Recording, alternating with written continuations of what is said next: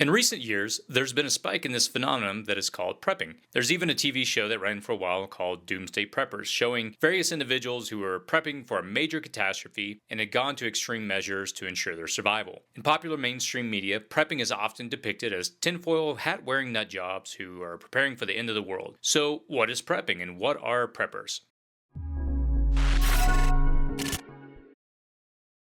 You can show your support by clicking the like button below, subscribing to our channel, visiting our website, or providing feedback in the comments. Enjoy the video.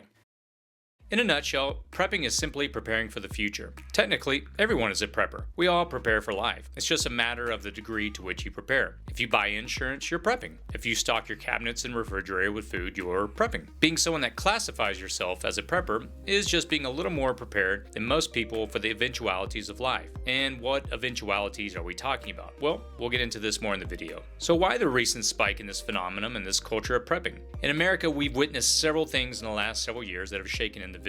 I would say the first major event was 9/11, then Katrina, spikes in the oil prices which threatened the food supply chain, the 2007 and 2008 market collapse resulting in many people losing their retirement funds and homes, the recent terrorism in the United States, and the growing national debt. As a result of these events, many people have become concerned with the situation around them and learning more about the prepper lifestyle. In previous generations, prepping wasn't a thing as much as it was just life. Before my grandmother's passing, I remember her lamenting how dependent individuals had become on the modern conveniences that we now have and how many of the skills she had grown up learning had been lost in this generation. My grandparents came from a generation where growing gardens, canning, and being self-reliant were just kind of a way of life. In recent years, with modern conveniences and technology, many people have lost the skills to provide for themselves should the need arise. Combine this with the events that have transpired over the last 15 years, and many people are reconsidering whether they could take care of their family if there was a natural disaster, if they lost their job, if the economy collapsed, or any other myriad of events were to affect them personally. So, what is prepping?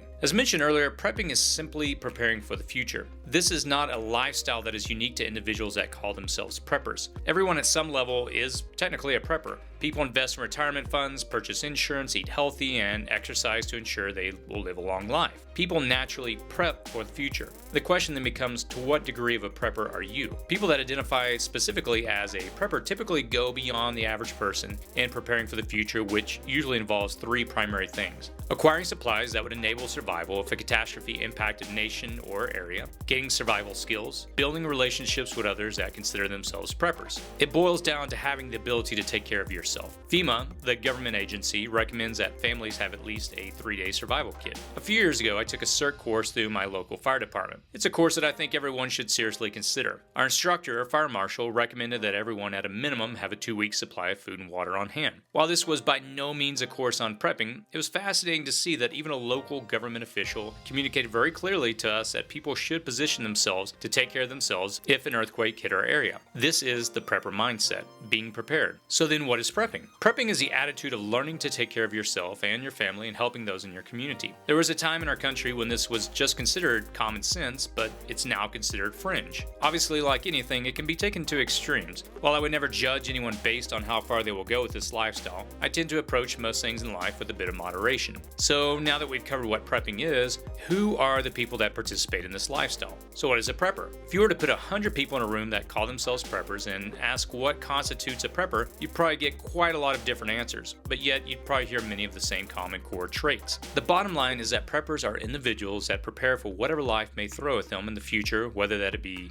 in regards to finances, natural disasters, or other situations which would require them to take care of themselves and their family. What is the profile of a prepper? Typically, they're self-reliant individuals that prefer to be able to take care of themselves. Can people survive completely without the help of others? No, not really. As a prepper, I realize I'm not an island unto myself, but I realize as well that I need to be responsible for myself and my family and build a network of like-minded individuals around me. Preppers are typically more on the conservative side of the political spectrum. Interestingly enough, though, the prepper movement has begun to catch on in the liberal side of the political spectrum as well since Donald Trump has won the presidential election. Many preppers are generally not trusting of the government, and they're not looking for a handout or to be nannied. I personally don't think the government is out to get everybody. I'm by no means a conspiracy theorist, but I am a little weary of putting my trust in the government because time and time again they've abused the trust of so many. I think more than anything I see the government as incompetent, self-serving, and really not in touch with the realities most Americans face. I think there are many YouTube channels out there that could address politics way better than I can, but suffice it to say I'm not looking for the government to provide for me and my family. The Canadian Prepper did some great videos recently discussing his view of politics. I noticed that one of his videos in particular upset some people, and I think he had the right of it with his analysis on how broken the system really is and the illusion that many people buy into in regard to politics. If you want to watch his videos, and I definitely encourage you to check out his channel, I'll put the links in the description below. I think this saying sums it up well. A government big enough to give you everything you want is a government that's big enough to take away everything that you have. So why do I personally prep? I've shared this before in many of my videos, but what got me started was watching how the events of Katrina played out and how slow the government was to respond. In addition, I live in Southern California, which is constantly under the threat of an earthquake. Not only do I prepare for natural disasters, but I prep for a potential downward economy. If you've ever read the book or seen the movie The Big Short, it's a bit unnerving to see how corrupt and how delicate our nation's economy is. Watching our national debt balloon at such a rapid pace also concerns me a great deal. How or when this will all play out, I really don't know, but for now I choose to make sure I have an insurance plan in place by learning to become more self-sufficient. It's also worth noting that I don't live a life of paranoia. I actually enjoy my life quite a lot. Don't sit around worrying and waiting for bad things to happen, and I'm not antisocial. Preparing doesn't put a crimp on my life. I love to travel with my family and we're very active in a lot of social circles. Prepping doesn't define who I am. I think because I value life so much, I've gravitated toward prepping. I can't think of a better story to end this video with the parable of the ant and the grasshopper. It goes like this. In a field one summer's day, a grasshopper was hopping about, chirping and singing to its heart's content.